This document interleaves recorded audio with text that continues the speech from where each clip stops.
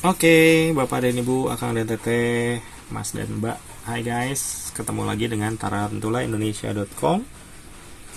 Hari ini kita akan feeding 2. Ini dua-duanya jenis Albopilosum. Yang satu udah lumayan besar gitu ya. Kang, kok Albopilosumnya nggak hitam sih? Emang begitu gitu ya. Ada yang hitam, ada yang kecoklatan. Ini gimana? Ada genetiknya kayaknya ada tetap bedanya gitu ya. Nah, ini udah rada besar, bentuknya beda. Dan yang satu lagi masih adiknya gitu ya, kecil gitu ya. Tapi sebetulnya ini juga udah usianya udah cukup lama juga nih gitu ya. Oke.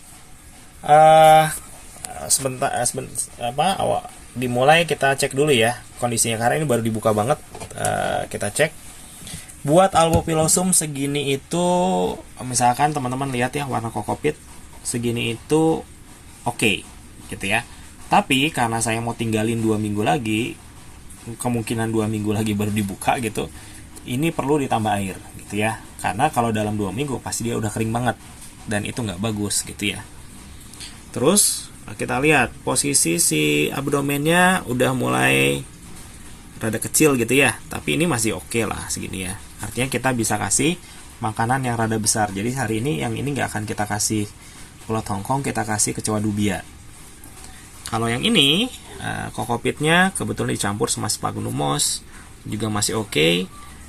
Tapi tetap sama, kita mau tinggalin 2 minggu, mau dilihatnya 2 minggu lagi, jadi ini tetap akan saya basahin di spray gitu ya. Oke. Kotak kandangnya masih kotak gini doang karena masih cukup. Kandang yang ideal adalah lebarnya, kalau buat terestrial seperti ini ya, dia lebarnya 4 kali panjang, luasannya 4 kali panjang si tarantulanya. Jadi ini masih oke segini ya, belum harus pindah segini ya. Cuman memang kalau dari sisi substrat, teman-teman bisa lihat substratnya segini dan segini, ini sebetulnya masih kurang gitu ya. Harusnya sih ditambah dikit lagi gitu ya, supaya dia lebih bagus lagi ngejaga kelembaban. Oke. Sekarang feeding time. Oke. Tadi kita bilang mau di feed sama kecoa dubia ya. Ini ada koloni kecoa dubia yang saya punya gitu ya. Ini kecoa yang menurut saya paling recommended kalau pribadi ya. Teman-teman bisa sih Madagaskar, cuman Madagaskar tuh bisa manjat gitu masalahnya. Jadi kalau tempatnya seperti ini, dia suka keluar-keluar gitu, ribet gitu ya. Dan ukurannya juga sebetulnya kan Madagaskar tuh bagus sih sebetulnya. Cuman kalau yang dewasanya gede banget, nggak akan kemakan kecuali sama yang tarantula dewasa. Nah sekarang kalau dubia ini kan dia bisa variatif ya, mau yang gimana. Kalau dia koloninya udah jalan, dia kan ya gitulah, bisa milih size ya. Kita pilih size yang kira-kira appropriate buat yang ini kalau segini kekecilan ya, kita ambil yang segini deh, biar nggak akan berani kalau segitu. Nah ini kayaknya oke. Kita ambil yang seperti ini. Kita yang feeding yang kecil dulu ya. Saya akan drop di sini, harapannya di strike sama dia. Alah, malah kabur. Nah ini yang tidak diharapkan ya. Nah ini sebetulnya bahaya ini. Kalau feeding di sini kenapa bahaya? Lihat di sana kan ada kolong ya di sini ya. Jadi kalau dia running gampang banget ke kolong, dan kalau dia ke sebelah kayak gini, sebelah-sebelahan gini ya, bisa dihajar sama yang gede gitu. Jadi kita harus siap lah gitu ya. Harapannya dia nggak sense ya. Mungkin dia ini ya nggak nyaman nih. Jadi dia lebih milih explore daripada strike. Oke, kalau gitu ya, ini biar kita buat tenang dulu ya. Buat tenang dulu, tutup aja dulu. Itu ya. Oke, kita lanjut ke yang ini dulu deh. Kita ambil. Kalau gitu jatuhinnya kita jangan terlalu dekat. Kalau terlalu dekat dia itu kaget ya. Jadi kita jatuhin rada jauh di sini. Kita lihat apakah. Nah, oke. Ngobrol lagi masalah dubia ya. Dubia itu dari size sama dari perawatan itu gampang. Cuman masalahnya dia itu burrow. Jadi kan, seru kan ya. belum digigit ini. Baru ditangkap doang ini, belum digigit ini. kita lihat dulu lah, menikmati dulu ketika dia ngambil ini. Ya udah belum ya? Coba kita cek. Ya. Cuman dubia ini masalahnya dia burrow. Jadi kalau lama-lama dia masuk gitu ke dalam substrat, kadang-kadang jadi kita nggak bisa langsung menikmati si proses si tarantulanya makan, keburu masuk. Nah belum digigit sama dia ya. Nah pinter nih dubianya, dia pura-pura diem gitu ya, karena memang tarantula itu kan detect movement ya, mendeteksi pergerakan nih. Kalau nggak ada pergerakan dia ragu-ragu gitu. Tapi bentar lagi kayaknya kalau si dubianya gerak, coba kita tungguin ya.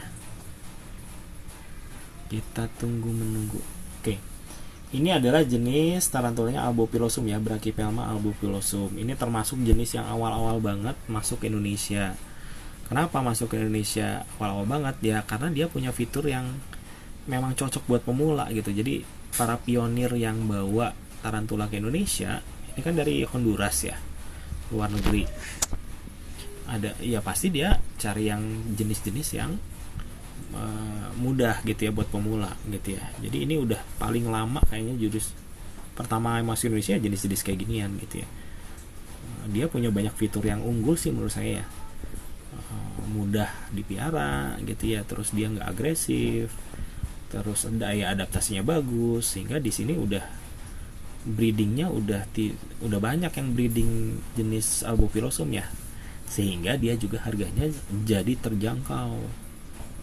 Kalau dulu awal-awal dia masuk itu bisa selingnya aja ratusan ribu. Sekarang kalau Albopilosum seling ini bisa dapat 40 ribuan, bisa dapat, udah sama kandang gitu ya. Kadang-kadang kalau sellernya banting-bantingan harga tuh kadang-kadang bisa dapat 30 ribu, 25 ribu gitu ya. Nah oke, udah digigit ya. Nah ini namanya tarantula dance gitu ya. Sebetulnya ngapain sih dia muter-muter? Nggak pentingnya apa dia muter-muter. Sebetulnya dia muter-muter itu dia sedang menempelkan sutranya. Jadi kalau teman-teman bisa lihat spin di ujung di ujung abdomennya ya, di pantatnya tuh di ujungnya ada spinneret namanya yang ngeluarin si jaring-jaring. Nah dia ceritanya memperbaiki jaring-jaring gitu ya.